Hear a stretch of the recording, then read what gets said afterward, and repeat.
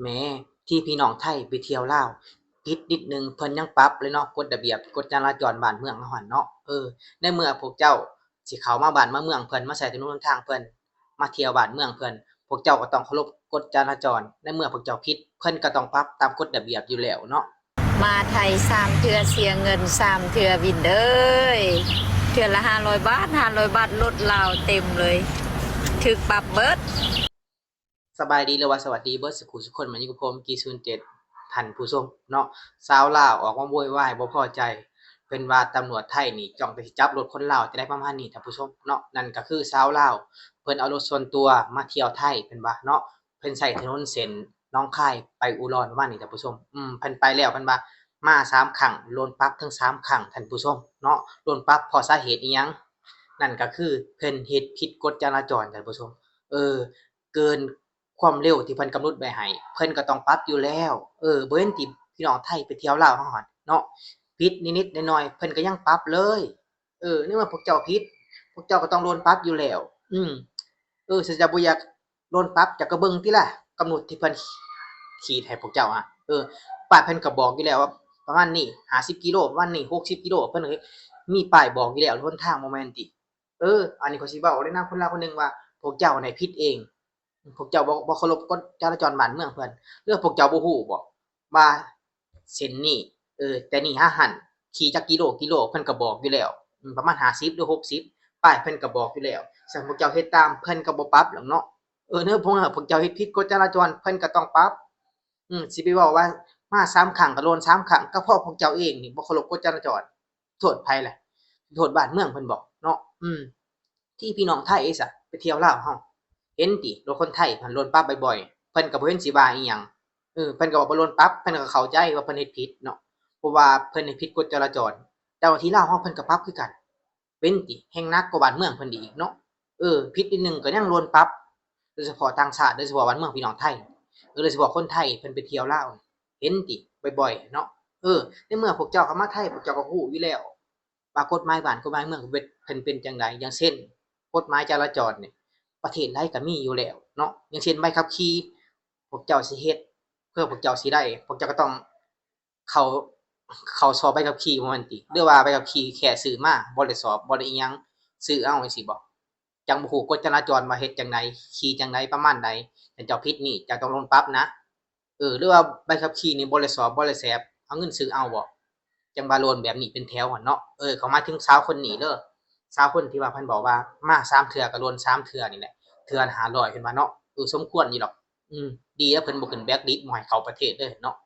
เมื่อพวกเจ้าเฮ็ดผิดพวกเจ้าต้องโดนปรับก็จังซี้อยู่แล้วกฎหมายบ้านทั่วเมืองทั่วประเทศก็แบบนี้อยู่แล้วกฎจราจรบ้านเมืองเพิ่นเนาะจักเคารพติล่ะเฮ็ดให้มันถูกต้องอันนี้เขาบ่ได้ว่าให้ไผนะเขาว่าให้คนที่ว่าอัดคลิปนี่แหละ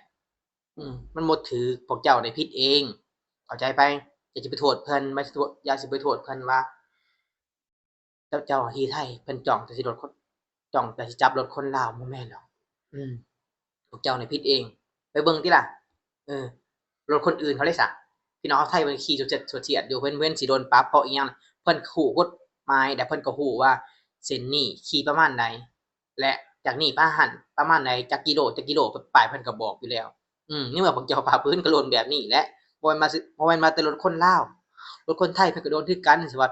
ผิดกฎจราจรเนาะ เอออยากให้พวกเจ้าเข้าใจเนาะศึกษากฎหมายบ้านเมืองเพิ่นก่อนสิเข้ามาเที่ยวเนาะบ่แม่นว่าคือบ้านเฮาเลยเว้ยบ้านเฮามันถ้าเจ้าหน้าที่เพิ่นก็จับความเร็วเพิ่นก็บ่ได้หลายถามว่ามีบ่มีแต่บ่ถึงขนาดว่าบ่ได้เคร่งครัดปานใดหั้นหม้องเคร่งครัดเพิ่นก็มีหม้องเพิ่นบ่เคร่งครัดก็มีเนาะเพราะว่าเจ้าหน้าที่เพิ่นก็บ่ได้มีด่านทุกหม้องทุกบ่อนอย่างเช่นถนนในลาวนี่แฮ่งคักต้องระมัดระวังเพราะว่า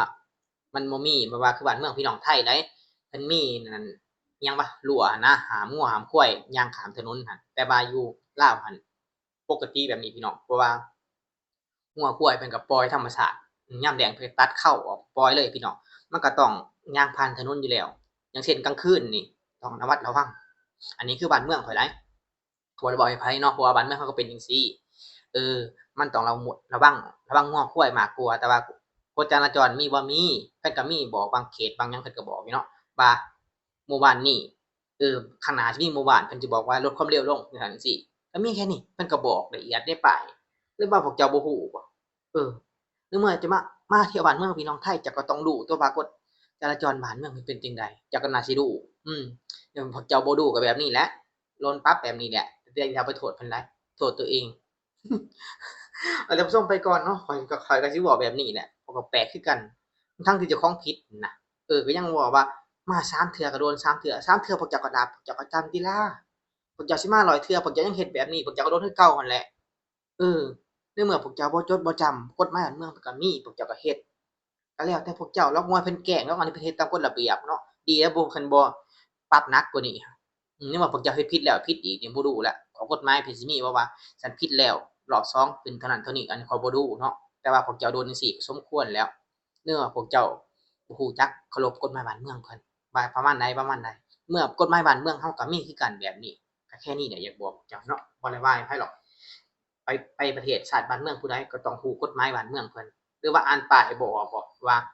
จักกิโลเส้นนี้เขาสิให้ขับจักกิโลหรือว่าอ่านบ่ออกบ่เป็นไปบ่ได้ดอกมั้งมักมาเที่ยวไทยเท่านั้นเขามาไทยบ่อยๆเท่านั้นสิบ่ฮู้ว่าภาษาไทยเพิ่นเขียนว่าจั่งใดเป็นไปบ่ได้ดอก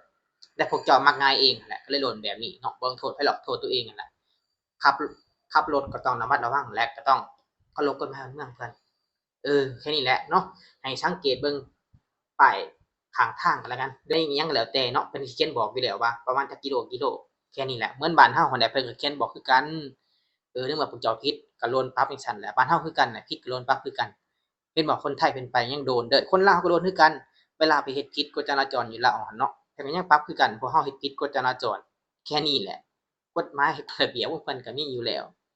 พี่น้องไปก่อนเนาะไปมีความคิดความเห็นจังไดคอมเมนต์ใต้คลิปพี่น้องเนาะ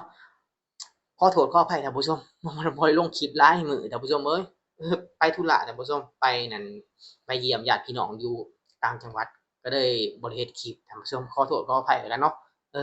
ใครมีความคิดความเห็นจังไดคอมเมนต์ใต้คลิปพี่น้องวันนี้ขอกล่าวคำว่าสบายดีสวัสดีพี่น้อง